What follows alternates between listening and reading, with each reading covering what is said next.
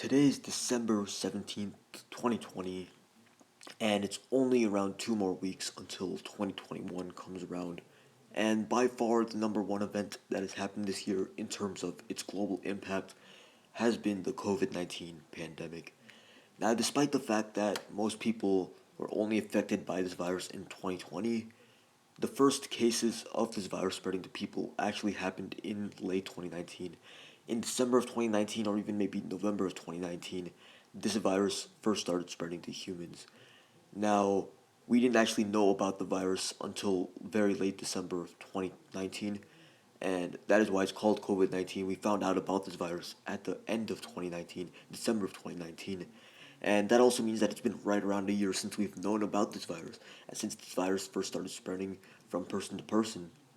So, we've been dealing with this virus for quite a while now, and throughout these months, things have gotten pretty bad for every country in the world for the most part, but especially the United States of America.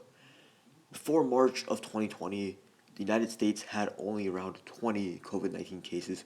We didn't even have a single documented COVID 19 case until January 20th of this year, even though we first discovered the virus in late December of last year, December 2019. But in January, we got the first case. By the end of February, we had around 20 cases in the country, 20 documented cases. But by the end of March, we had around 200,000 cases in the country that tested positive. 200,000 people in the country tested positive by the end of March for COVID 19. And that just lets you know how much things got out of control in March of this year, March 2020. We started the month with 20 documented cases and ended the month with around 200,000. And this is why I consider March the beginning of the first spike or the first wave of COVID 19 in the United States and for most countries as well across the world. March was when they started experiencing massive increases in the daily case count, and then the daily death count soon followed afterwards. I would assume a lot of countries experienced their daily death count increase in late March, early April, but this was the first wave of the pandemic in the United States specifically. So in March, things got really bad. Like I said, we went from 20 cases to 200,000 cases, meaning we had 10,000 times more cases at the end of March than we did at the start of March. March is also when schools started getting shut down for the first time. That is when social distancing measures started being put into place. That is when mask mandates started being put into place. All of these measures to stop the spread of this virus, they were first implemented in March. As for the mask mandate, I'm not exactly sure if a lot of regions were implementing mask mandates in March itself because I know for a while, for a few weeks after lockdowns began, not everyone was sure about the effectiveness of masks. A lot of people didn't know that masks did a really good job of stopping the spread of this virus. So, for a while, I don't think many regions in this country implemented mask mandates, but as time went on, more and more people realized how beneficial masks truly are, and more regions across the country started implementing mask mandates. So, March was the beginning of the first wave of COVID 19 in this country, the first wave of the COVID 19 outbreak in the United States. And then it got worse in April. And I believe the peak of the daily case count in the United States was in the first or second week of April, sometime in April. And in the first wave of this pandemic, earlier this year in the spring of 2020, the daily case count of COVID 19 in the United States peaked at around 35,000 cases in a single day. But throughout most of this year's spring, throughout most of spring 2020, we were consistently seeing the daily case count be above 20,000. And after April got over and May came around, the daily case count in the United States started to decrease. It started to get better and better. It looked like things were getting a lot better. And throughout May, the daily case count slowly declined. And by the end of May and the start of June, we were only experiencing around 20,000 new COVID 19 cases per day in the United States. That was the lowest it had been since the end of March. So it looked like things were getting a lot better. But then the second wave, the second spike of this outbreak came around in the United States. The summer outbreak came around in the middle of June. That's when it first started getting bad. That is when we first started seeing the increase in the daily case count in the middle of June. And by the end of July, it had gotten really bad. The peak of the second outbreak, the second spike of the outbreak in the United States was in around the third week of July, I believe. We peaked at around 73,000 cases or 75,000 cases in a single day for COVID 19 in around the third week of July, towards the end of July. And the peak of this spike was in the last couple weeks of July. It started in June. We first started seeing that increase in the daily case count in the middle of June, but it kept going higher and higher and higher. Not too long after the second wave, the second spike of this outbreak began, we quickly surpassed the peak that we had in the first spike of this outbreak, the 35,000 cases in a single day. We easily passed that, and in the second outbreak, we were reaching levels as high as 70,000 cases in a single day. Now, I say as high as 70,000, but compared to what we're experiencing now, that is nothing, but we're going to get to that a bit later. We're still in the summer, we're still in July, so let's talk about how the second spike came to an end now. So, by late July, we were at its peak in terms of the daily case count. We were also at its peak in terms of the daily death count in the end of July, early August, that time frame. The daily death count did not start to increase until early July, even though the case count started increasing weeks earlier, and that is because there's a delay between the daily case count increasing and the daily death count increasing. Whenever somebody passes away from COVID 19, they've usually had the virus for a few weeks.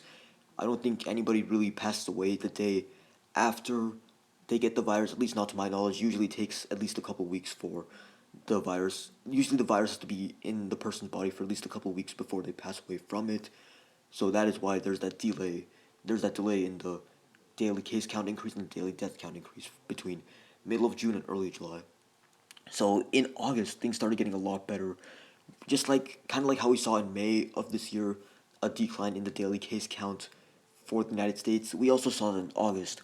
We started from 75,000. Actually, it's at its peak. We had 79,000 cases of COVID 19 a single day on July 24th, 2020. But ever since then, we had been on a steady decline throughout August, and it kept getting better and better.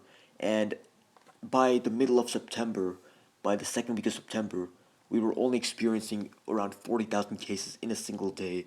And I say only 40,000, but that's still more than the peak of the first spike back in the spring. At its worst in the spring, we were experiencing 30,000 cases a day or 35,000 cases a day of COVID 19, but at its best in the fall and late summer period of this year, at our best, we were experiencing 40,000 cases per day or 45,000 cases per day. I think that just puts into perspective how much worse this virus has gotten throughout this year. Like, we thought it was bad in the spring, but it just kept getting worse and worse. The outbreaks kept getting worse and worse, and the spikes got worse and worse. And the second spike was quite a bit worse than the first, but we're about to get to the third spike of this outbreak, the third wave of this pandemic in the United States. And I'm going to tell you, we're still in the middle of that right now, first of all, and second of all, this spike has been way worse than either of the previous spikes. So, kind of like how in May it looked like things were getting a lot better. It's a similar story in September. In August and September, it looked like things are getting much, much better. Then the daily case count leveled out for a bit at around 40,000 cases per day. But then I actually made a video about this on October 2nd, how I perceived that a third wave of this pandemic was about to happen in the United States. And I thought that this wave of the pandemic would mostly be limited to the Midwestern states in this country, and the reason why I thought that is because I was looking at states such as Wisconsin, and back in October they were already experiencing a massive increase in the daily case count. But I thought that the third wave of this pandemic in the United States would mostly be limited to these Midwestern states. And I will admit, the Midwestern states have been hit really badly by this third wave, but so have many other states in this country. Nearly every state in the country has experienced a massive increase in the daily case count, and as a result, the daily death count of this virus throughout the fall 2020. And if you look at the nationwide level, by late September, early October, we were experiencing 40 to 50,000 cases of COVID 19 per day. But then in the second and third weeks of October, throughout October actually, the daily case count started to increase once again. And at first, I thought that this wave would only be as bad as the summer wave, where we would peak at around 80,000 cases per day, but by the end of October, it had already gotten worse than that. We were already experiencing around 100,000 cases per day by the end of November and by election day. So things had gotten really bad already by the start of November, right around election day, right around Joe Biden was declared the winner of the 2020 presidential election. November, things got really bad. I thought that it would peak. So at first, I thought that we would peak at around 80,000 cases per day, but then after the first couple of weeks of November, around the first week of November, I thought we would peak at maybe 125,000 or 150,000 cases per day. I thought that would be the worst because that already seemed really bad on its own. But oh no, it got even worse. So the first couple of weeks of November, things got worse and worse. By the middle of November, we were already experiencing around 150,000 cases per day of this virus, and for a bit, it looked like that would be the peak. The peak looked like it would be around 204,000 cases per day, and that already is a very large number. On November 20th, we had 204,000 cases of COVID 19, 204,000 people test positive for this virus in that single day.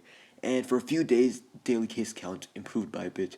And on November 20th, or November 27th, or November 30th, throughout that time period, we were only experiencing around 170,000 cases per day. On November 30th itself, we had around 167,000 cases on that day. But then December came around. We're still in the middle of December, but things have gotten really bad in the past 2 weeks, ever since December began. And since December began, we've consistently been experiencing over 200,000 cases per day of COVID 19. I thought 200,000 would be the peak, but we're seeing that every single day now. And just yesterday, December 16th, 2020, we finally broke the 250,000 cases in a single day. Finally broke that threshold, which I'm not at all happy about. I'm really mad about that. I'm really disappointed about that.